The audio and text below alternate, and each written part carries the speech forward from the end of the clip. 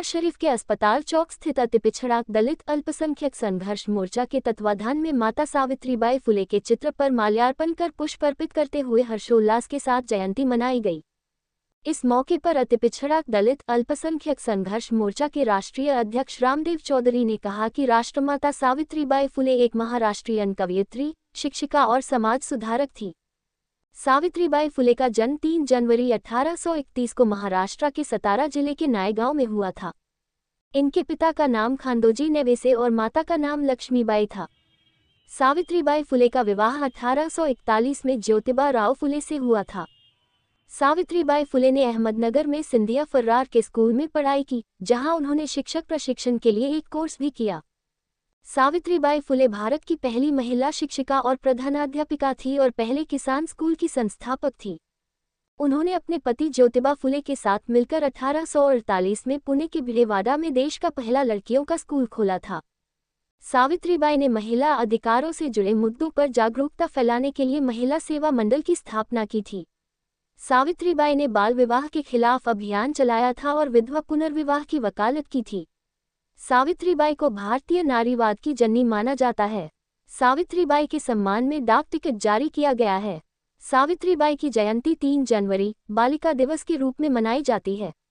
साल 2015 में उनके सम्मान में पुणे विश्वविद्यालय का नाम बदलकर सावित्रीबाई फुले पुणे विश्वविद्यालय कर दिया गया।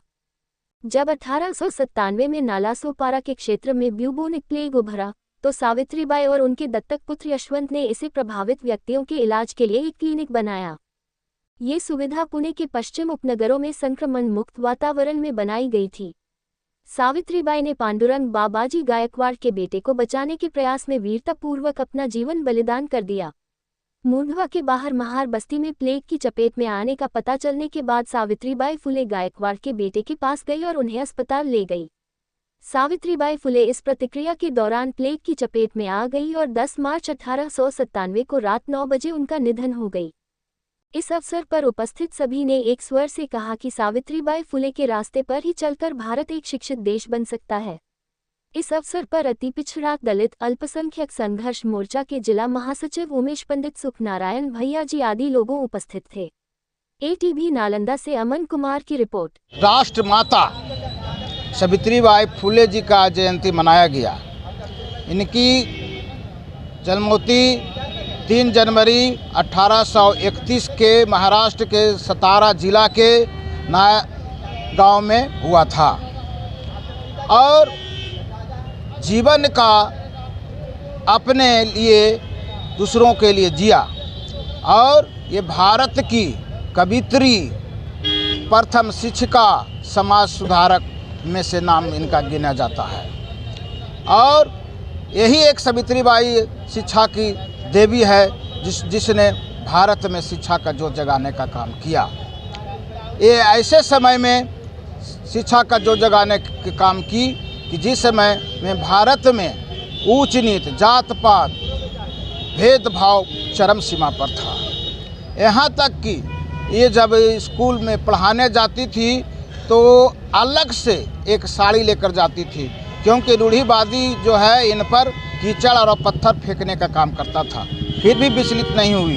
ये छात्राओं को पढ़ाने का काम इसने किया था और यही एक है जो प्रथम विद्यालय और प्रथम प्रिंसिपल और प्रथम किसान स्कूल खोलने का काम संस्थापक की थी। आज इन्हीं के रास्ते पर चलने की ज़रूरत है।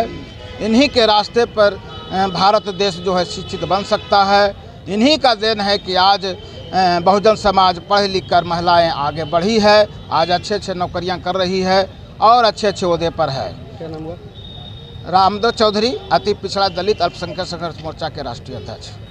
अवतरित हुई थी वह युग सराहनीय नहीं था, दुर्भाग्य था, अंधकार युग था और ऐसे समय में जन्म लेकर के शिक्षा के क्षेत्र में अग्रणी भूमिका निभाते हुए और बहुत सारे दुख झेलते हुए, कष्ट आपत्ति झेलते हुए जो आज समाज को, पूरे भारत को शिक्षा के क्षेत्र में जो संदेश देने का काम किया, मैं भारत के हर एक व्यक्ति से आह्वान करना चाहता हूं कि दुर्बलताओं और अंधविश्वास को को उखाड़ फेंको और नए भारत का एक निर्माण करने में अहम योगदान होना चाहिए युवाओं को, जो आज हम भटक चुके हैं।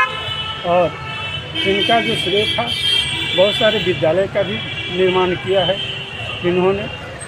इतना तक छुआछूत था कि अपने घर में कुआं तक खुदवाई थी पानी पीने के लिए।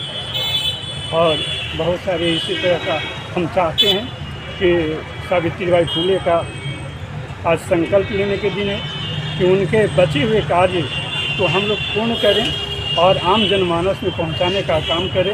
और इनकी चित्र हर एक के घर में होना चाहिए ताकि लोगों को प्रेरणा मिले। क्या नाम हुआ? डॉक्टर सत्यनारायण भैया जी, अध्यात्म गुरु।